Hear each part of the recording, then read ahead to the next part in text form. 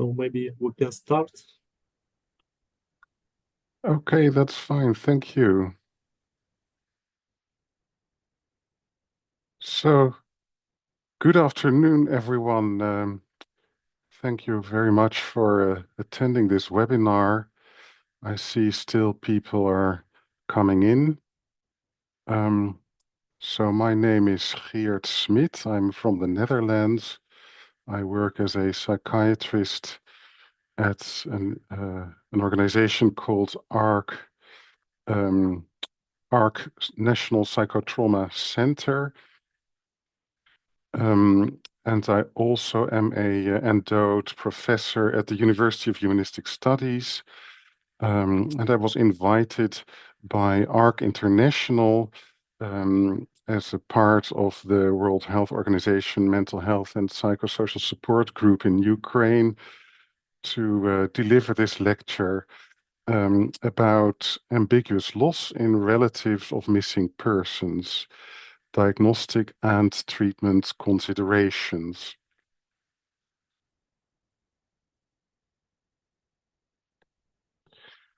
May I have the next slide, please? So here we see two pictures illustrating the devastating losses that are now felt in Ukraine, and specifically also Ukraine's missing soldiers. You see here a mother holding up pictures of missing soldiers. So this is the tragedy that I will focus on in the current presentation.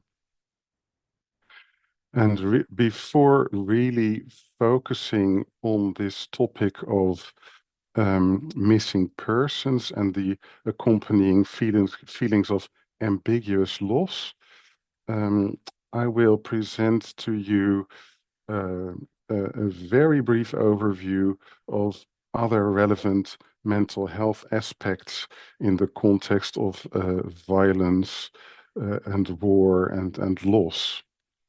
May I have the next slide, please?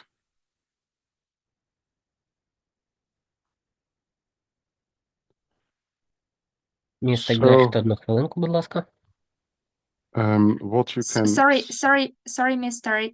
Kurt. Шановні We need учасники, у вас, якщо ви з комп'ютера, знизу в меню є we значок need for «Глобус». our Будь ласка, participants to натисніть turn на on нього, the оберіть інший interpretation канал. feature. Або ж додатково 3 точки. І там переклад. Якщо ви з телефону, у вас лише додатково і переклад. Mr. Gerst, sorry, we can We can Shall I continue. can I Yes, continue sure. or should I Yes, start? you can. we can continue, sorry. You Oh, can thank you so continue. much. Thank you. Okay, so what we see on this slide is that actually we see three mental health diagnoses that are relevant in the context of war. One is the well-known post-traumatic stress disorder, or PTSD. The second one is prolonged grief disorder. It's actually a newly introduced disorder consisting of really long-standing and debilitating grief reactions. And the third that you see here in the right column is then ambiguous loss. And of course, I should note that ambiguous loss is not a formal diagnosis, not in ICD-11, not in DSM-5 text revision. But I think it is important to focus on, well, features that distinguish the situation that people who are confronted with the disappearance of a loved one are facing. So I have highlighted a couple of, let's say, differences on this slide. So whereas post-traumatic stress disorder is caused by a life-threatening danger, prolonged grief disorder is caused by the death of a loved one. In contrast, ambiguous loss follows the disappearance of a loved one. It's the reaction that people feel following the disappearance of a loved one. And people with ambiguous loss may not recognize themselves in a diagnosis of prolonged grief disorder because they may not agree that their loved one has actually died, because the whereabouts and the fate of their missing loved one are unknown. So that's why uncertainty is really characteristic of ambiguous loss. Uncertainty about the fate and the whereabouts of the loved one, which is different from the separation pain in prolonged grief disorder, and of course also different from the perception of threat that is characteristic of post-traumatic stress disorder. It is also important to note that these three things are not mutually exclusive, so people can have reactions related to all these three mental health issues. That's of course because people can be faced with similar situations at the same time. But to continue highlighting the differences, when people with PTSD often experience a lot of anxiety, in prolonged grief disorder, the central emotion is an emotion of sadness. A sadness that can be so intense and so overwhelming that actually people may start fearing their own emotions, fearing their own sadness. And in ambiguous loss, a feeling of confusion may be more predominant, but that may, of course, be coupled with anxiety and also with a lot of sadness. Then talking about key symptoms in post-traumatic stress disorder, this is re-experiencing of the traumatic event through intrusive memories. In prolonged grief disorder, it is really this longing and yearning, which is actually a longing for reunion, a longing for the deceased loved one. And that is actually the same in ambiguous loss. So also when people are faced with the disappearance of their loved one, they long for reunion very desperately. So what are people's motivations when faced with these different situations? People with PTSD often have this wish to forget. If only I could forget what happened. That is not the same in prolonged grief disorder, because when a loved one dies, people have also this wish to commemorate their loved one, to honor their loved one. And in ambiguous loss, this is most often really an urge to search. People feel they need to act, to do something, to search for their loved one, because the loved one may still be alive. Talking about avoidance in PTSD, the most common avoidance is of reminders of the trauma, the traumatic events that people experienced. In prolonged grief disorder, people often avoid the reality of the loss, so the fact that their loved one actually died. In ambiguous loss, this is still different. People are then torn between hope and despair, so people can really hope that their loved one is still alive, and they can also feel huge despair at the thought that their loved one may have died. Well, and then to summarize or to conclude these contrasts, it's about the neurobiological systems that are activated. In PTSD, this is mostly the stress system, and in prolonged grief and also in ambiguous loss, the reward systems are also activated besides the stress systems. So it's rewarding to think of one's loved one that died in prolonged grief disorder. And probably there's a similar kind of reward involved in searching for a person who went missing. May I have the next slide, please?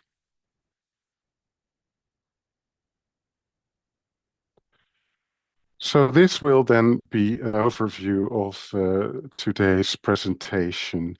First, we'll focus on what is ambiguous loss. The second will be to focus on the diagnosis. How can we diagnose ambiguous loss in relatives of missing persons? The third element is about treatment, and we call this cognitive behavioral therapy-based support for ambiguous loss. And then the fourth part of my presentation will be just a brief summing up.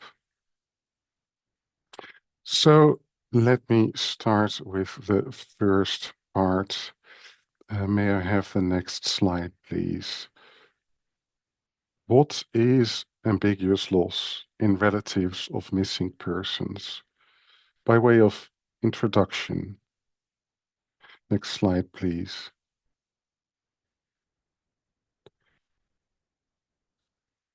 When a person goes missing, there's no opportunity for a goodbye, and there's also no body remaining, which differs from when a loved one dies.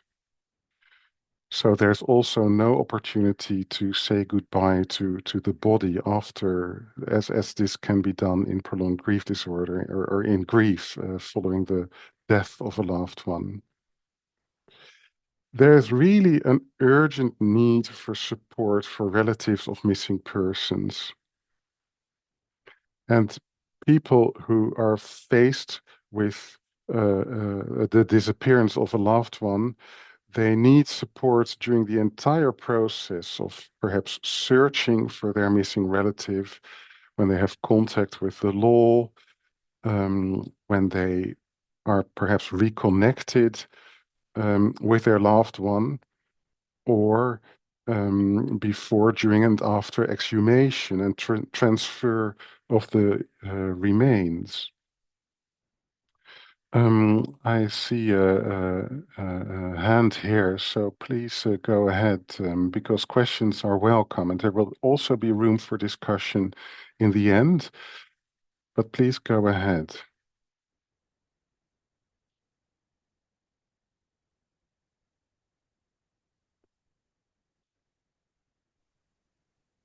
Maybe it was raised just by chance, by mistake. Okay, thank you. Then I'll just continue my story, but I would like to emphasize that indeed there will be room for questions and discussions in the end, but also if there are urgent questions in between, I will be happy to also respond to those. Okay, may I have then the next slide, please? So ambiguous loss occurs when the whereabouts and the fate of a loved one are unknown. And this has been summarized using the quote, leaving without goodbye. Pauline Bos was actually the first one who used these terms, ambiguous loss and also leaving without goodbye. People may have specific symptoms of ambiguous loss, but at the same time, they may also have symptoms of post-traumatic stress disorder and of depression. They are actually quite common in people with ambiguous loss, according to some of the studies that have been done in these populations. May I have the next slide, please?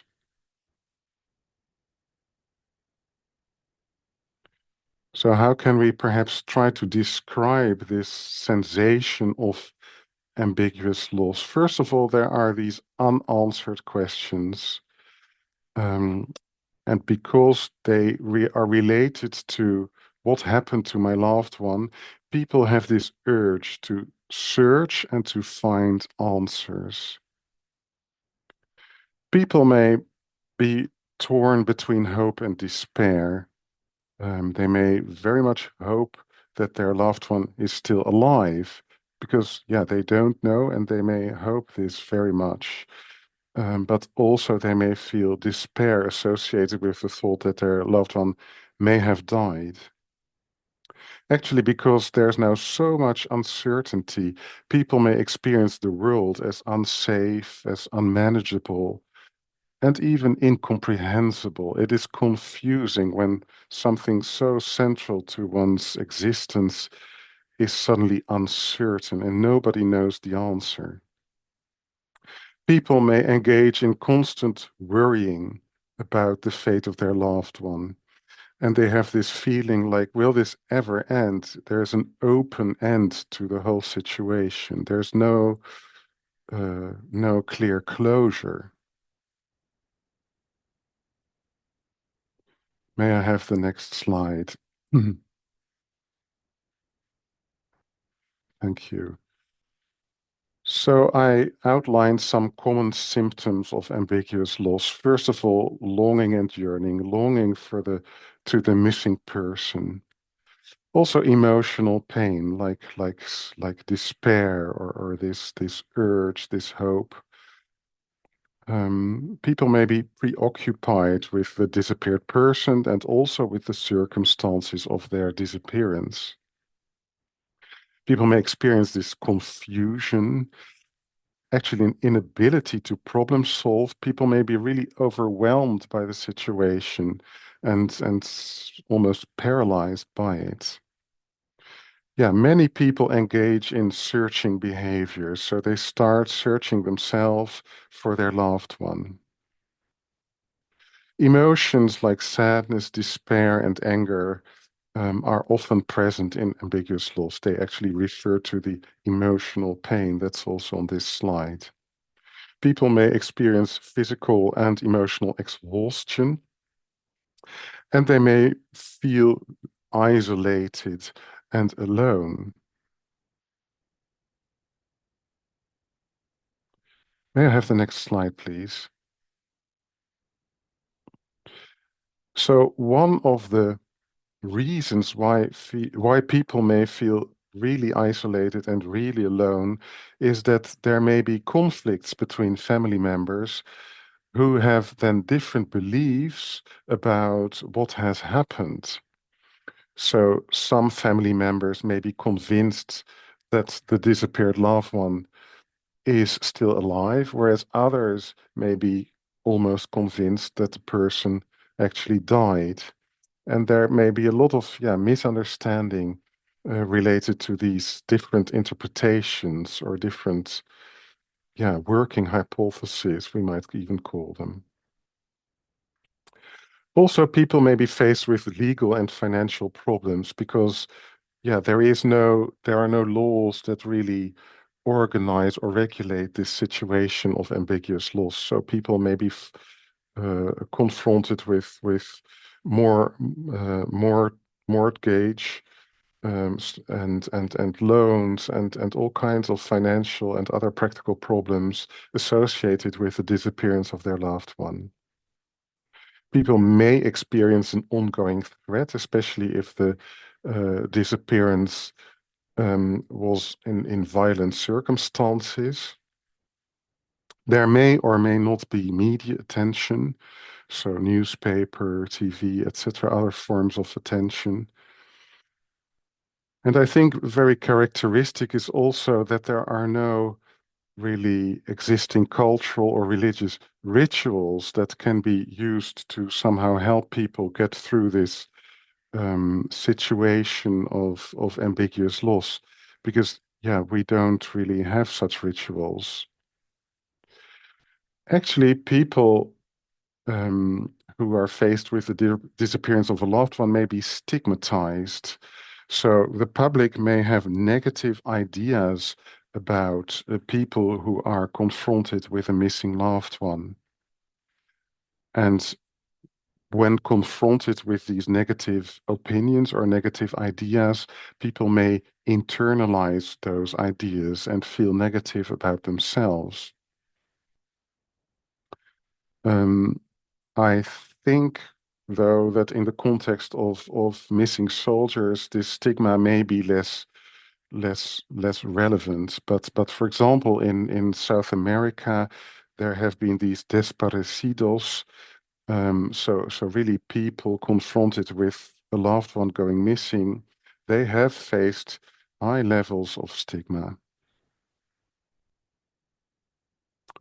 May I get the next slide, please?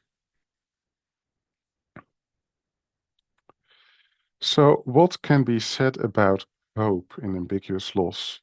There is something paradoxical with hope in relatives of missing persons. Because when people hold on to the hope that their loved one will return, and especially will return alive, this actually may be a strategy to avoid emotions associated with the thought that the separation is permanent. Of course, when there's disappearance, we don't know what is true. But hope that the missing person is still alive has actually been associated with elevated symptoms of both prolonged grief disorder, post-traumatic stress disorder, and depression.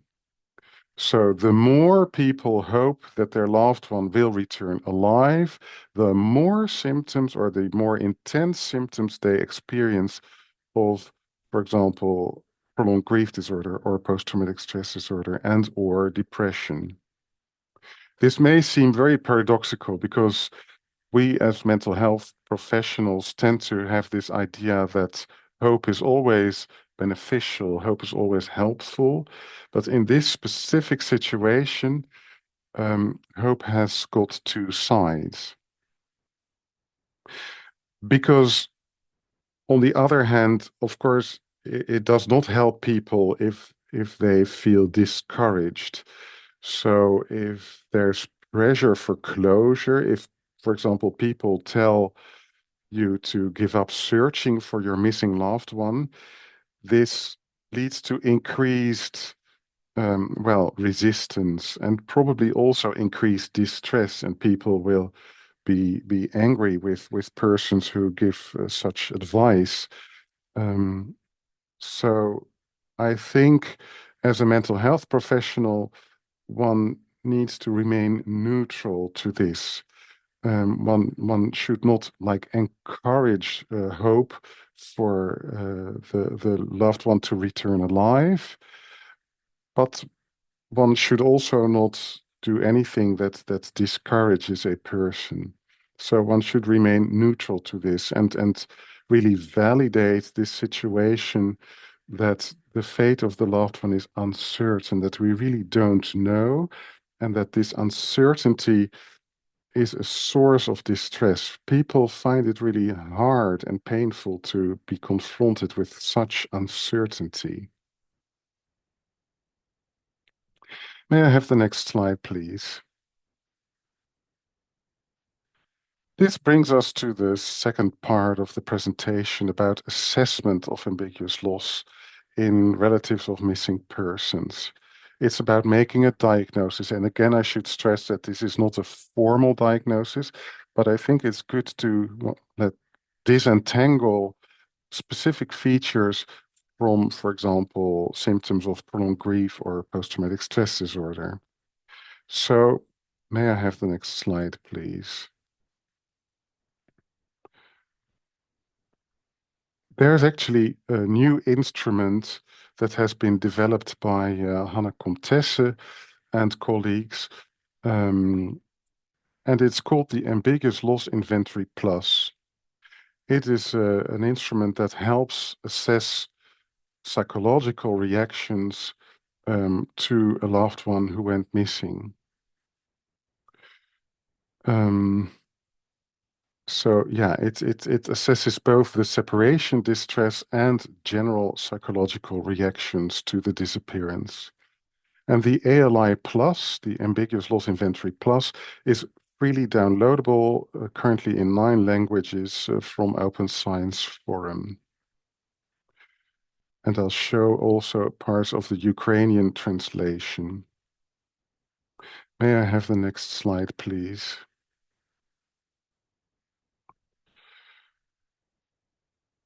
The ALI Plus actually contains an inventory of multiple losses. So in people who are confronted with multiple losses, this is often the case in refugees, this tool helps in identifying like who's still alive, who died, and who went missing or who disappeared. And if a person went missing, people can here write down the date of their disappearance, or the date of their death, if in case the person died. People can also indicate whether the death was due to violent causes. So for any loved one, like a partner, child, father, mother, people may indicate whether this person is alive or died or went missing, and then provide some additional information. May I have the next slide, please? Then the ALI Plus assesses so-called separation distress. So these are grief-like reactions to a loved one going missing. I won't read them all aloud, but some examples are intrusive thoughts or images related to the person who disappeared, intense emotional pain, longing and yearning. We already heard about this or talked about this.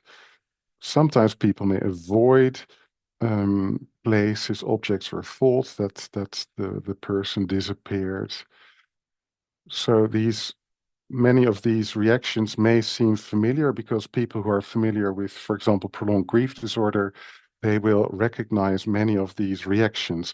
But you see that the wording is now specific for a person who went missing. And I think that is very helpful because, yeah, people don't often feel this is very sensitive. They don't want to to be confronted with the suggestion that their loved one may have died. So going missing is then the important word to use, or disappearance. May I have the next slide, please?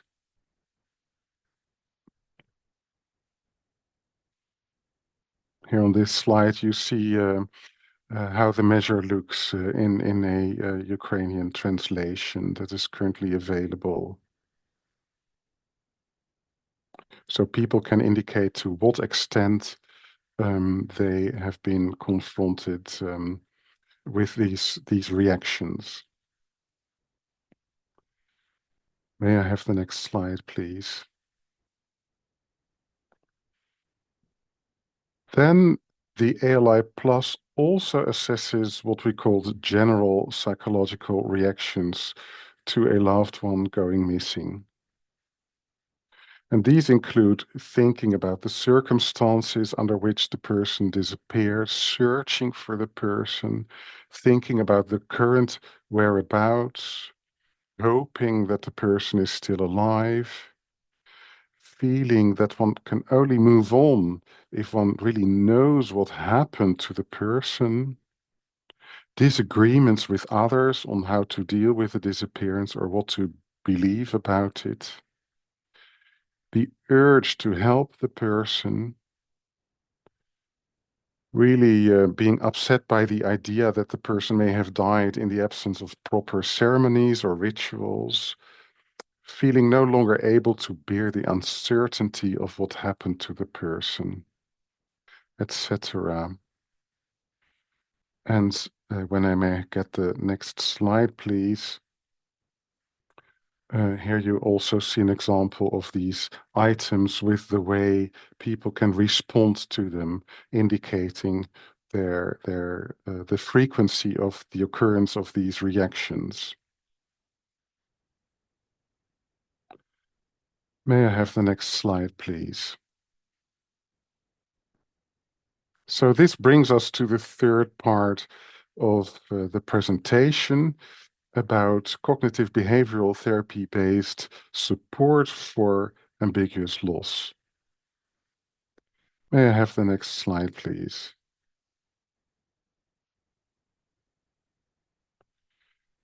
So an important question is, can we apply normal grief interventions to people with ambiguous loss? And I think the answer is no. I think we need to adapt our interventions to this specific situation of ambiguous loss.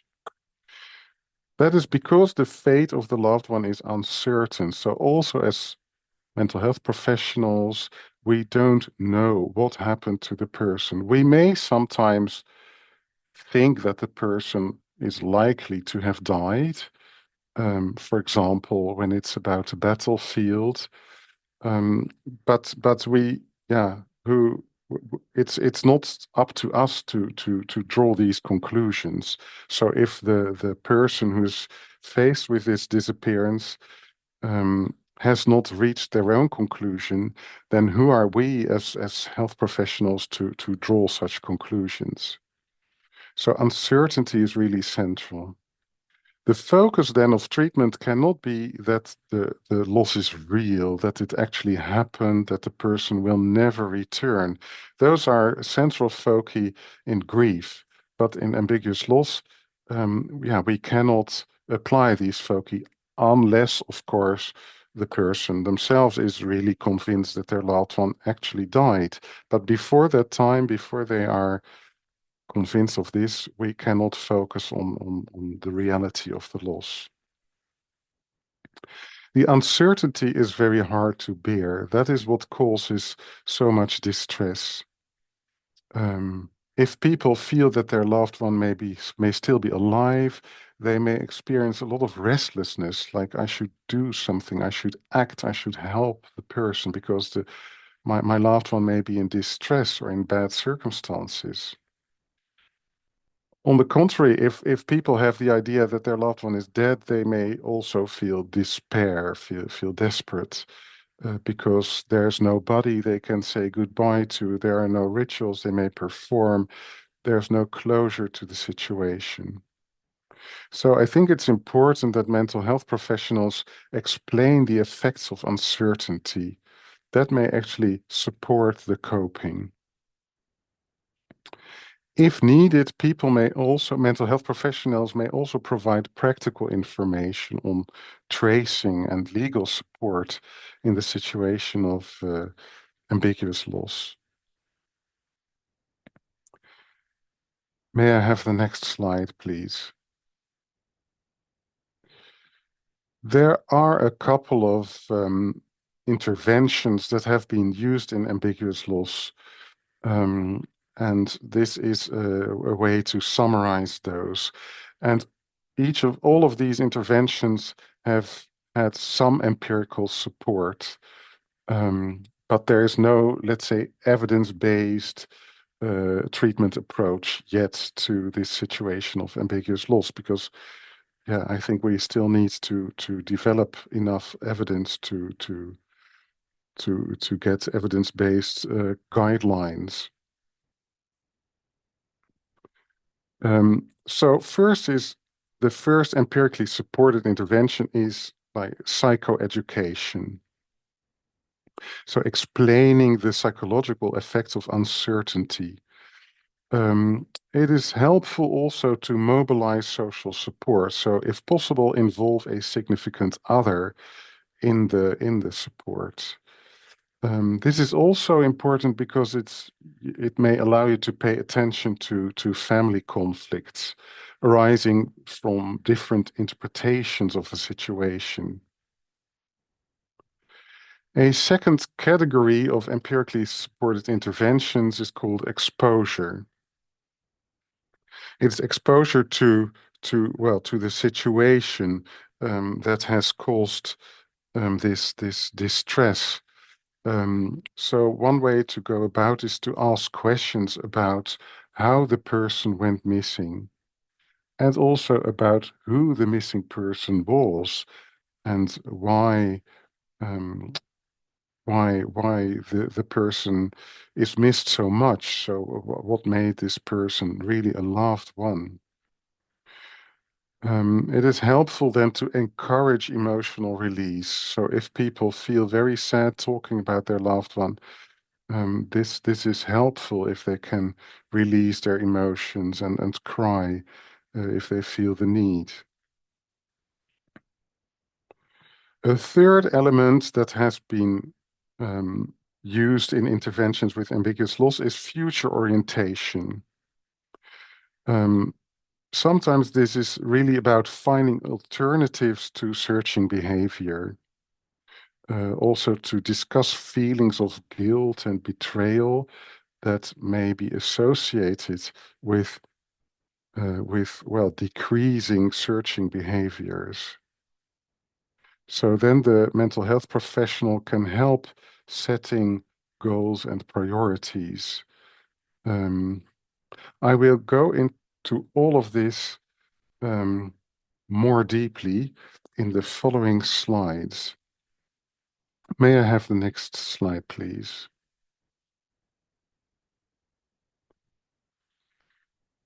So this is an overview of this cognitive behavioral therapy-based support for ambiguous loss.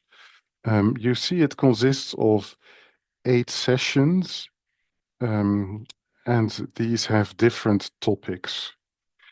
And I think one session may also, if needed, 2 sessions can be used for one of those topics. So if you would use 2 sessions for all of the topics, then this would yield 16 sessions instead of 8. So it's more about an order for these different themes that may need just one session or perhaps 2 or several sessions each. So in the following slide, I will go through all these 8 topics and explain what these are about. Session 1 is the introduction of the therapy and also psychoeducation. How is this done? Well, the therapist asks about the missing person and also about the disappearance, and then names the loss ambiguous and explains what this means. Like there's no certainty related to the loss. The client's psychological complaints are assessed, their extent of hope, their searching behaviors, and one way to do this is using the ALI plus. The therapist also explains the effects of uncertainty or ambiguity and the rationale of the intervention, which is to understand and manage this uncertainty and the effects of the uncertainty. The therapist also encourages the client to bring a family member or a friend to the session who may also be willing to offer social support. May I have the next slide, please? So session 2 is about providing and receiving social support. If possible, the client then brings a family member or friend to the session who is willing to offer social support. The therapist again explains the effects of searching behaviors. And actually, the therapist motivates the client to balance the care for family or even daily functioning with the search for the missing person. The therapist discusses how the therapy aims to support this. It is possible also to give a homework assignment, and that would be to write down what has been done trying to find the missing person. So the search history. People often have tried a lot already, so the therapist may ask them to write this down and to bring this the next time. Next slide, please. The third theme, the third session, is called general exposure.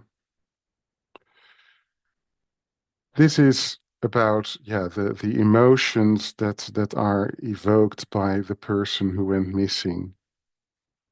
So the therapist asks questions about disappearance and also about the missing person, and provides then space for the expression of emotions. These are typically emotions of sadness, frustration.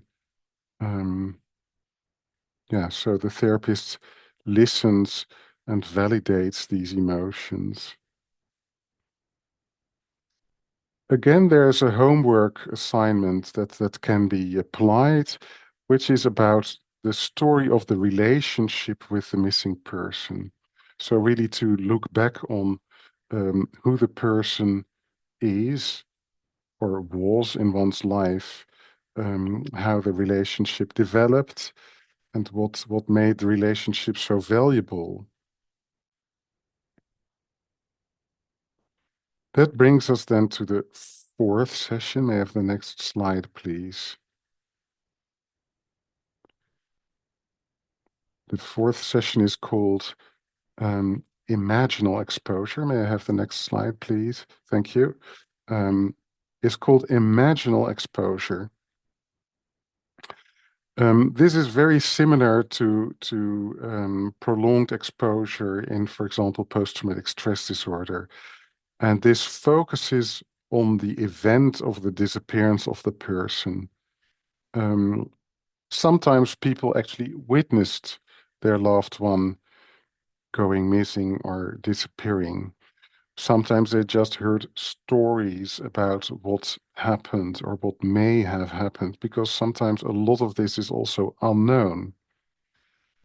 But people often really try their best to create a story surrounding the person, also the circumstances of the disappearance of their loved one. They'll try their best to get to know as much as possible about this situation. And a homework assignment may actually be to write down the story of the disappearance. So really the events that in the end led to the disappearance of the loved one. May I have the next slide, please? The next theme is about activation, behavioral activation. It's about what do people do in their daily lives that actually satisfies them. So what activities in daily life are pleasant? And the rationale of behavioral activation is actually to increase time spent on such satisfying activities. So what the therapist does is assisting the client in planning such activities, whether they be spending time with friends or being creative or any other satisfying activities. The therapist really encourages to spend more time on those activities. A homework assignment can be to actually write an activity diary. So it's every day to write down, like, what did I do and how pleasurable was this? How satisfying were these activities? That brings us to session 6. It is about adjusting mastery. Mastery is again a concept of Pauline Boss, because a feeling of mastery is something like a feeling of control in life. People who have a high sense of mastery feel that they can and also need to control things that happen to them, that to control their daily lives. People with a low sense of mastery may feel that they have very, very little influence on anything that happens to them in their daily lives. They feel overwhelmed and able to have any influence on the way things happen to them. The thing with mastery in ambiguous loss is that if people have this very high sense of mastery, this may be a problem in ambiguous loss because there is this uncertainty related to ambiguous loss, and people with a high sense of mastery find this hard to handle. So they may need to really adjust their mastery or their sense of mastery and to tolerate that not everything in life actually can be controlled, and that there are many things that go beyond a person's ability to control things that happen in life. So it's also about normalizing this and indeed tolerating this. On the contrary, there are those persons who have a very low sense of mastery and who have this idea that nothing in life actually can be controlled. And then the therapist actually encourages to try and increase this sense of mastery so that people don't end up really paralyzed and helpless, not knowing what to do, but that people step by step develop again, well, more activities and more of a sense of control of what happens to them in their lives. Also, this can be supported by a diary that aims to adjust mastery, so either increase a sense of mastery, a really low sense of mastery, or decrease a really high sense of mastery. That brings us to the seventh theme or session, which is about the attribution of meaning. So we as human beings tend to attribute meanings to things that happen to us. So if our loved one suddenly disappears, we tend to attribute meanings such as, well, questions, why did this happen to us? Or perhaps feelings of guilt, like it's my fault, I should have prevented this from happening. Or feelings of rage and anger, like there are persons responsible for this, this disappearance of my loved one. So really intense anger. So attribution of meaning focuses on meanings that people give to the missing of their loved one.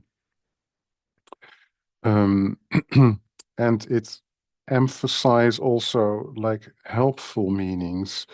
So for example, to commemorate their loved one, to perhaps do a small ritual, or at least think about the way people remember their loved ones as long as the person disappeared.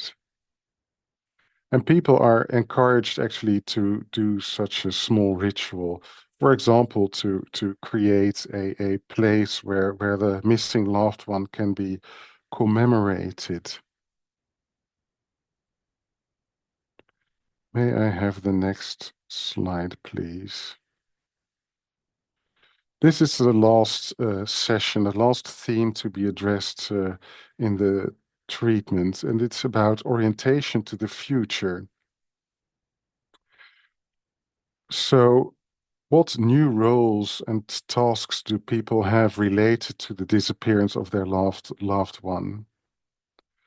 And how can then the therapist assist the client in setting goals and priorities? Perhaps actually formulating concrete plans on how to deal with the future, especially related to the uncertainty surrounding the fate of their loved one. But also the therapist pays attention to, is there a balance that is in activities that are perhaps related to searching or to getting to know the truth, and also other activities of daily life, activities that are necessary or that are also satisfying. So the therapist also, highlights this balance based on the preceding sessions. May I have the next slide, please? So this was, in a sense, what I wanted to present today and to share with you. But I will then sum up what we have been discussing so far. May I have the next slide? So there is an urgent need for practical, emotional, and informative support for relatives of missing persons. Ambiguous loss can be considered a kind of diagnostic category. It occurs when the whereabouts and the fate of a loved one are unknown, when the loved one left without goodbye. Assessment of common reactions to in ambiguous loss is supported by the ALI Plus, the Ambiguous Loss Inventory Plus. And the TAL, the Cognitive Behavioral Therapy or support for ambiguous loss, uses evidence-informed cognitive behavioral and meaning-oriented interventions to support relatives of missing persons with ambiguous loss. And TAL consists of about 8 sessions, but it can be extended over more than 8 sessions. And translations of the protocol are freely available, also in Ukrainian.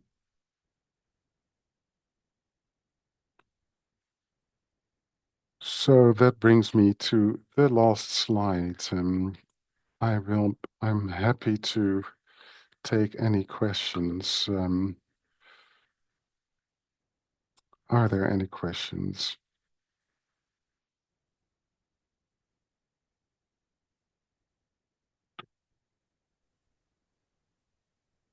I see a hand. Please go ahead.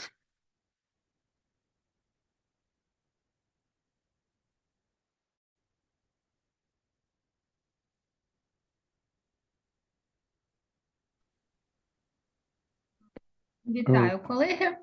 Hello, dear colleagues. У мене Hello, таке dear питання стосовно цієї Smith. інтервенції. So Чи I have a є question можливість about this intervention. працювати з Is it нею possible to при work with it втраті in з case матеріальною of стороною?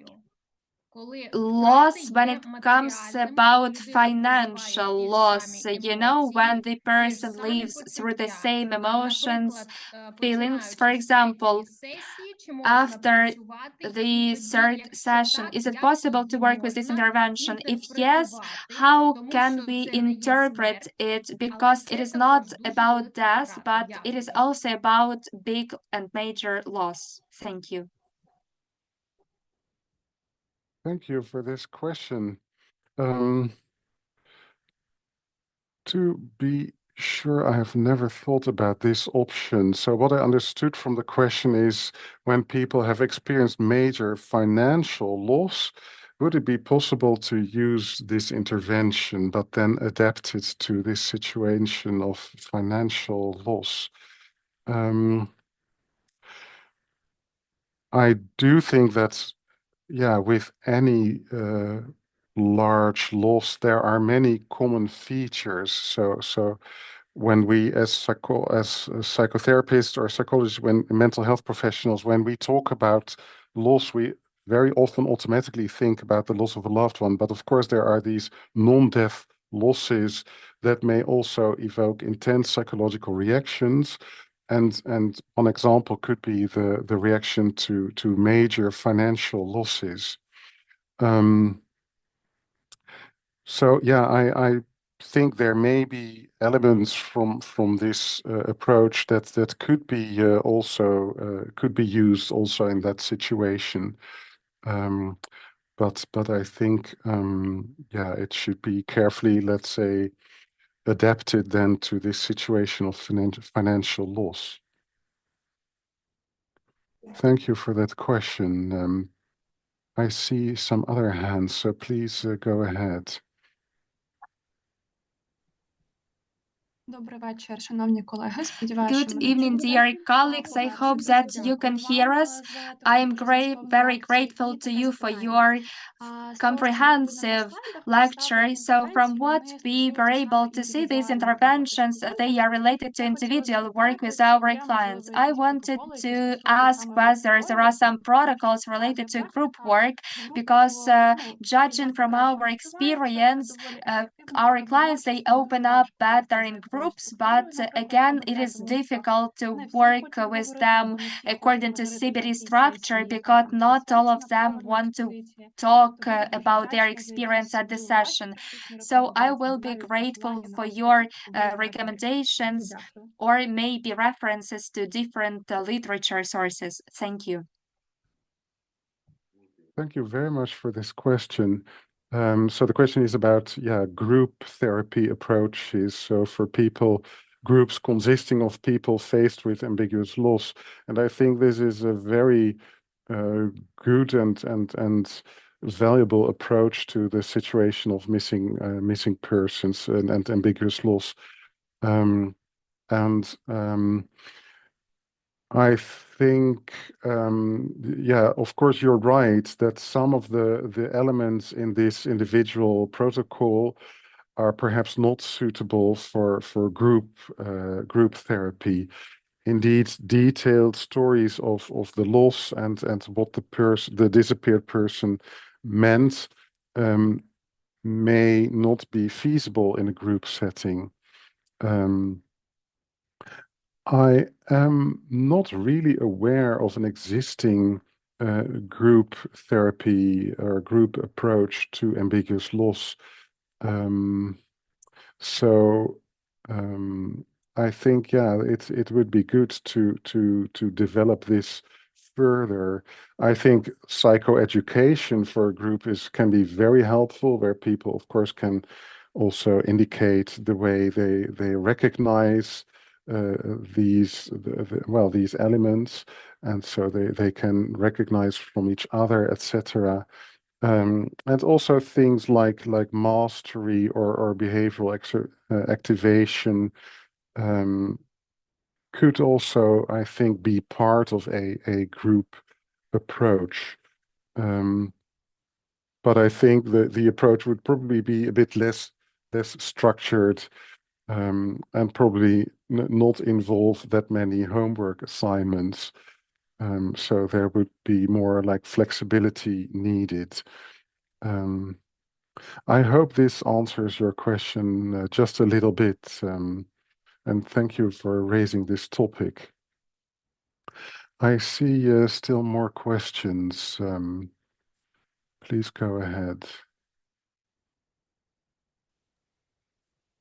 Доброго вечора, дуже дякую Good за таку evening. змістовну Thank you very лекцію, much підготували for стільки your об'ємних precious доповнень lecture. в такий короткий You період managed часу. to Я маю питання, не gave знаю, it наскільки in воно a важливе чи in не a such важливе. Я short period of просто time. I have a не question. зрозуміла. I'm not sure whether it's important or not. I just did not understand it, because at the very beginning you compared the ambiguous loss with PTSD and prolonged grief disorder.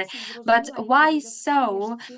What is the connection between these experiences of the people? Maybe can you just explain this a bit? Thank you. Thank you very much for this question. Thank you. It was about one of the first slides where post-traumatic stress disorder, prolonged grief disorder, and ambiguous loss were compared. I can understand that this raises questions, and I think what I wanted to emphasize with this slide is that people facing the disappearance of a loved one may have specific symptoms that are not covered with the existing categories, existing diagnoses, such as post-traumatic stress disorder or prolonged grief disorder. There are similarities, and there can also be like comorbid symptoms of the several disorders at the same time. But I wanted to highlight that there are unique distinguishing features also of people with ambiguous loss. So yeah, so that was actually the main message I wanted to bring over with this slide. And thank you for clarifying this. Thank you very much. Perhaps there are still questions. I think there's still a hand. Так, в мене є питання. Добрий Yes, день I have a всім. question, if I may. Hello, everyone. In my work, I faced the situation that the bodies of the killed people are not always returned, and the relatives, they are not able to bury the body, and they cannot, grieve, and they are stuck between ambiguous loss and unambiguous loss, and they get stuck in this because they did not see the body, they cannot conduct these rituals. How can we work in this regard? Should we work according to the protocol of ambiguous loss or unambiguous loss? Thank you. Wow. Thank you. That is a very good question, and I think this really depends on how truly convinced are people that their loved one will not return. I think many people at some point this has also to do with the experience of unrealness. Many people with grief experience this feeling like it's unreal what happened. And I think this unrealness is also often there in ambiguous loss.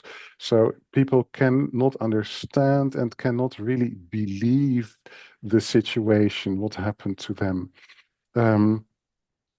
So I think the ambiguous loss approach, is best suited for if people do not want to rule out the possibility that their loved one is still alive.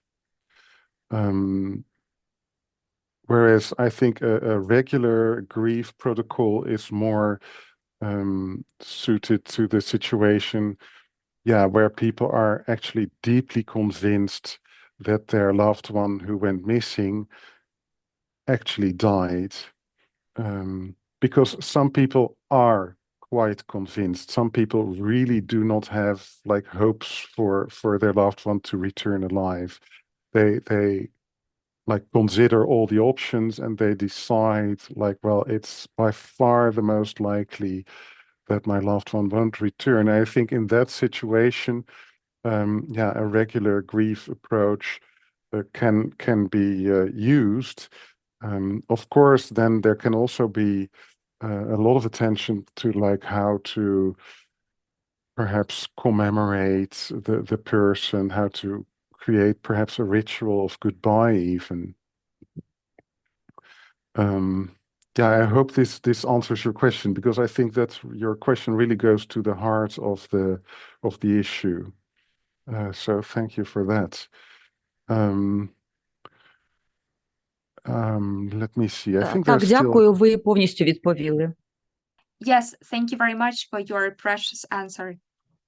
Добрий Thank вечір. you. Мене звати Михайло. І в мене Hello, таке my name is питання. Mikhailo. I have a Якщо у людини question. нема можливості If a пройти person does 8 not занять, have a chance мабуть, to 8 attend зустрічей, 8 і вона може sessions, пройти and this 2 або person 3, can скажіть, будь attend only ласка, 2 or із 3, цих could you tell us, please, 8 out of зустрічей, these які 8 найбільш є sessions, важливими, which і of them are чи the most можливо якось important, розставляти or пріоритети, щоб це can було we корисно для somehow людини, яка не prioritize може them довго so that працювати? it's Дякую. beneficial for a person who cannot attend all of them? Thank you very much. I think I'm going to scroll back. Yeah, so that is slide 22. Perhaps we can get slide 22 where all the themes or sessions have been listed. Yeah, thank you. That's it. Well, I think I would, yeah, I would really start with like the two initial sessions, and yeah, then see whether there's any room to also perhaps discuss the future, for example, like how to deal with all these reactions when thinking of the time to come. So yeah, explaining the current situation and do a bit of a, yeah, well, looking into the future, like how will this be? And of course that may be insufficient because I think 2 sessions is really not that much.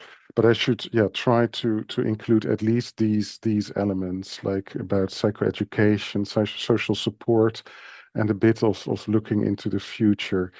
And of course, if there's the time, then also looking back and these exposure elements and meaning would, I think, be incredibly helpful. But that would then, yeah, require probably more time.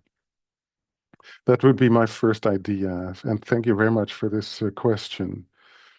I see one extra hand. Дуже дякую. Thank you very much. Доброго вечора. Хочу Good подякувати за evening. таку I would like to класну thank you for викладення such a інформації. Там splendid все чітко, lecture зрозуміло because і everything is прям very як алгоритм дій. structured, Але хочу understandable. запитати, We have чи this буде якесь algorithm більш now, розширене but навчання в цьому will we напрямку? have a more Дуже б хотілося його extended відвідати, training особливо in в this вашому викладанні. regard? We would like to attend it, especially if you are the lecturer. Well, thank you very much for the compliment. That is highly appreciated. I don't think such a training has been scheduled, but of course I would be willing to do this if this could be organized somehow. So yes, I would be very willing to, but this would of course need some kind of organization to support this. But thank you for the compliment. That's thank you very much for that. Okay, I think those may have been the last questions.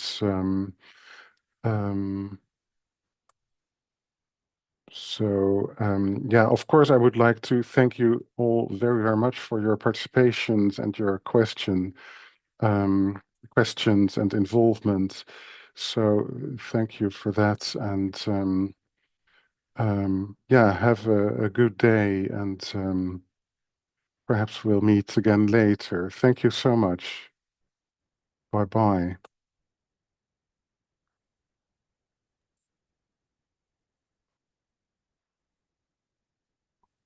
До побачення. Goodbye. Дякую, до побачення. Thank you. Bye.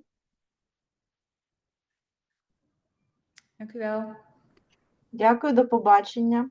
Thank you. Goodbye. Всім запис буде Goodbye. розісланий на пошті і в We will Telegram. share the recording with you. We will Telegram-групу. email it and we will send it to our Telegram channel.